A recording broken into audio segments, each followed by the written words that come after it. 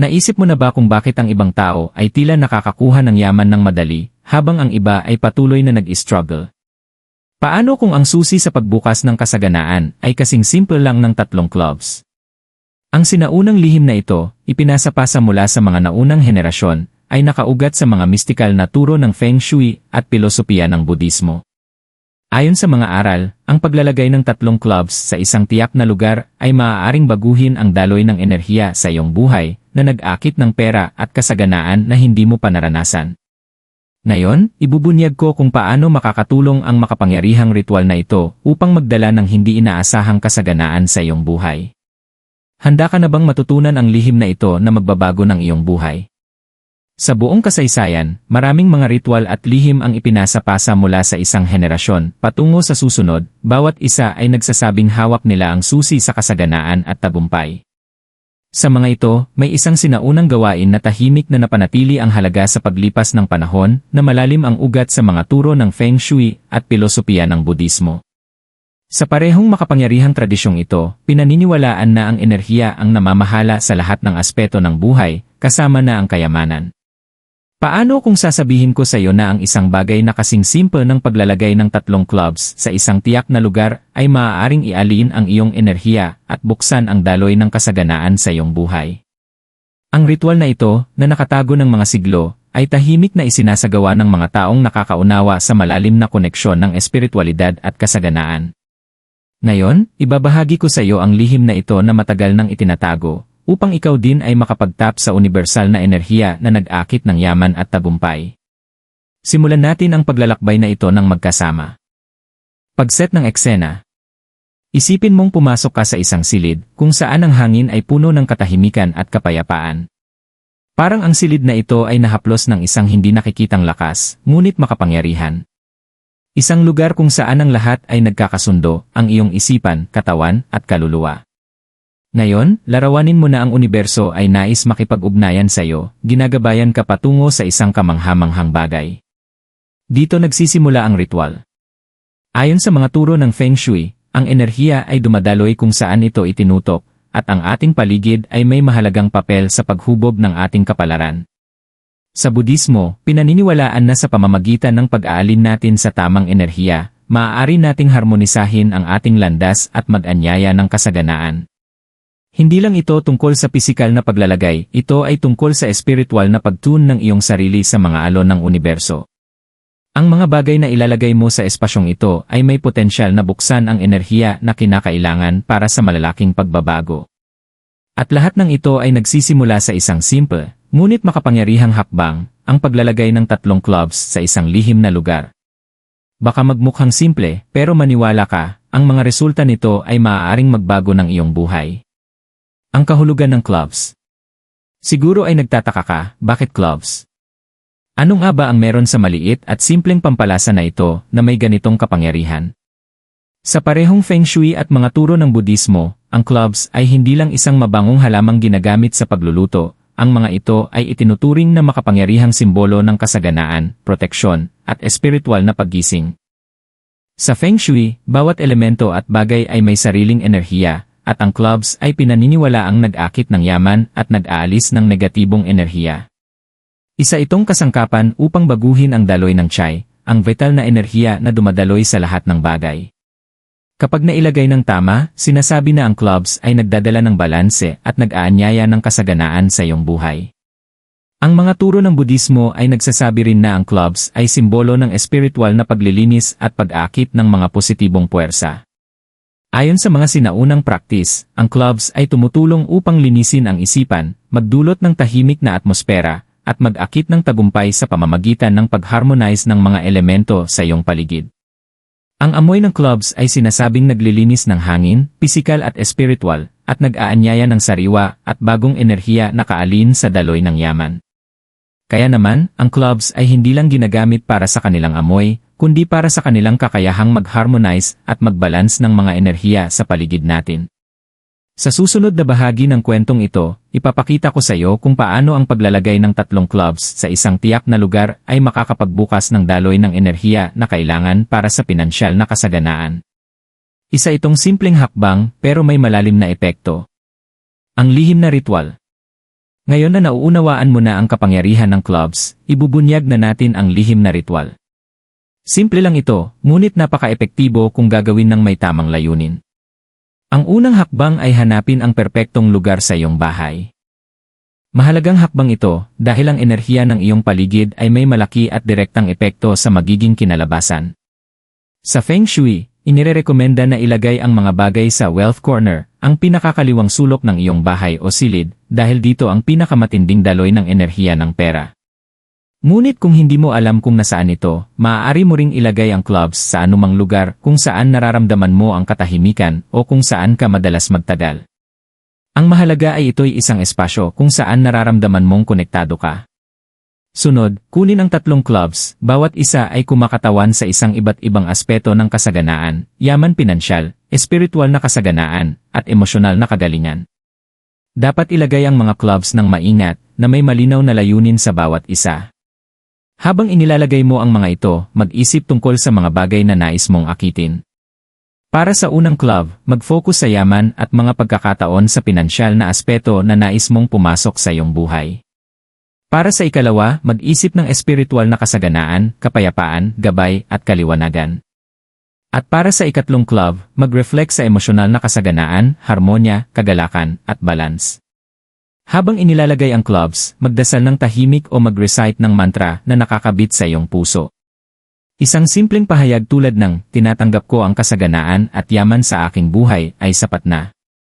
Mahalagang panatilihing malinis at nakatutok ang iyong isipan habang ginagawa ito. Pagkatapos mailagay ang clubs, hayaang mag-settle ang enerhiya sa espasyo. Huwag madaliin ang ritual, hayaan itong mag-marinate, tulad ng sinasabi nila. Ang universo na ang bahala sa natitirang bahagi. Ang espiritual na kahulugan ng ritual. Bagamat ang paglalagay ng clubs ay maaaring magmukhang isang simpleng gawain, may higit pa rito kaysa sa nakikita ng mata. Ang ritual na ito ay kumokonekta sa iyo sa isang mas malalim na bagay, isang daloy ng enerhiya na lumalampas sa material na yaman. Sa parehong Feng Shui at pilosopiya ng Budismo, pinaniniwalaan na ang material na kasaganaan ay hindi hiwalay sa espiritual na yaman. Upang tunay na makaakit ng kasaganaan, kailangan mong ialigin ang iyong sarili espiritual, emosyonal, at enerhetiko sa mga bagay na iyong hinahanap. Ang paggawa ng ritual sa pamamagitan ng paglalagay ng clubs na may layunin ay hindi lamang tungkol sa pag-aakit ng pera, ito ay tungkol sa paglikha ng harmonya sa pagitan ng pisikal at espiritual na mundo. Kapag inilalagay mo ang clubs, ipinapaabot mo sa universo na handa kang tumanggap ng kasaganaan sa lahat ng anyo, material, emosyonal, at espiritual. Bawat club ay kumikilos bilang isang beacon na nag-aanyaya ng positibong enerhiya. Ang unang club, na kumakatawan sa yaman, ay isang paalala na ang kasaganaan ay hindi lamang tungkol sa pinansyal na kita. Ito ay tungkol sa iyong kakayahang pamahalaan at palagin ang mga bagay na mayroon ka na. Ang ikalawang club ay sumisimbolo ng espiritual na kasaganaan. Isang paalala na ang tunay na yaman ay nagmumula sa loob, ang ating panloob na kapayapaan, kalinawan, at koneksyon sa banal. Sa pagtuon sa enerhiyang ito, nagsisimula tayong makita ang mundo mula sa lente ng kasaganaan, hindi kakulangan. Kapag ang iyong espiritu ay nakaalin sa universo, ang mga oportunidad ay tila dumarating ng madali at natural. Ang ikatlong club ay kumakatawan sa emosyonal na kasaganaan. Ito ay tungkol sa paglikha ng isang balanseng buhay, puno ng pag-ibig, kagalakan, at kapayapaan. Kapag tayo ay emosyonal na balanse, nagiging mas tumanggap tayo sa yaman na ipinapadala ng universo sa ating daraanan. Ang emosyonal na aspeto ng ritual ay tinitiyak na hindi lamang pera ang iyong inaakit, kundi isang buhay na nararamdamang buo at makulay. Ang enerhiya sa likod ng ritual na ito ay hindi lamang tungkol sa pagmanifestliya ng yaman, ito ay tungkol sa pag-alin ng lahat ng bahagi ng iyong pagiging sa iyong mga ninanais. Ang balansing ito ang susi sa pag-aakit ng tunay na kasaganaan sa iyong buhay. Kapag natapos mo na ang ritual, magtiwala sa proseso at hayaang gabayan ka ng universo patungo sa iyong bagong kasaganaan. Ang pag-shift ng enerhiya. Pagkatapos ng ritual, maraming tao ang nagsisimulang mapansin ang mga banayad na pagbabago sa enerhiya sa kanilang paligid. Hindi ito mahika, ito ay ang natural na daloy ng enerhiya na nangyayari kapag inaalig natin ang ating mga layunin sa universo. Ang maaaring maranasan mo ay pagdami ng mga oportunidad, mga bagong ideya, at pati na rin ang mga hindi inaasahang benepisyo sa pinansya. Ang enerhiya ng silid kung saan mo inilagay ang clubs ay mararamdaman mong iba. Maaaring magmukhang mas magaan, mas buhay, na parang ang espasyo mismo ay nagising sa positibong enerhiya na ipinapasok mo. Ang universo, sa pamamagitan ng batas ng atraksyon, ay magsisimulang magdala ng mga resources at mga pagkakataon na akma sa iyong bagong mga layunin. Magbabago ang iyong pananaw at magsisimula kang makilala ang mga oportunidad na maaaring hindi mo napansin noon. Ang mga tao na nagsagawa ng ritual na ito ay nagbahagi ng mga kamangha-manghang kwento kung paano nagbago ang kanilang buhay pagkatapos nitong gawin. Maaaring makakatanggap ang isang tao ng hindi inaasahang bonus sa trabaho, habang ang isa naman ay maaaring makatagpo ng isang investment na hindi nila kailanman isinasaalang-alang. Ang susi sa pagbabago na ito ay ang iyong mga aksyon. Ang paglalagay ng clubs ng may layunin ay nagpapadala ng mensahe sa universo na handa ka na sa kasaganaan. At kapag ipinakita mo sa universo na handa ka na, tumutugon ito. Maaari mo ring mapansin na ang iyong pananaw sa buhay ay nagsisimulang magbago. Kapag inalig mo ang iyong sarili sa enerhiya ng kasaganaan, magsisimula mong makita ang iyong mga sitwasyon ng iba. Sa halip na makita ang mga hadlang, makikita mo ang potensyal. Magsisimula kang maramdaman ang isang pakiramdam ng kapayapaan at pagtitiwala na ang universo ay magdadala ng mga bagay na kailangan mo. Ang pinansyal na kasaganaan na matagal mong hinahanap ay maaaring dumating sa isang anyo na hindi mo inaasahan, ngunit darating ito sa mga paraan na akma para sa iyo. Sa mga darating na araw, magmasid ng mabuti sa mga synchronicities na magaganap. Ang mga maliliit, tila random na pangyayari ay talagang tugon ng universo sa iyong tawag.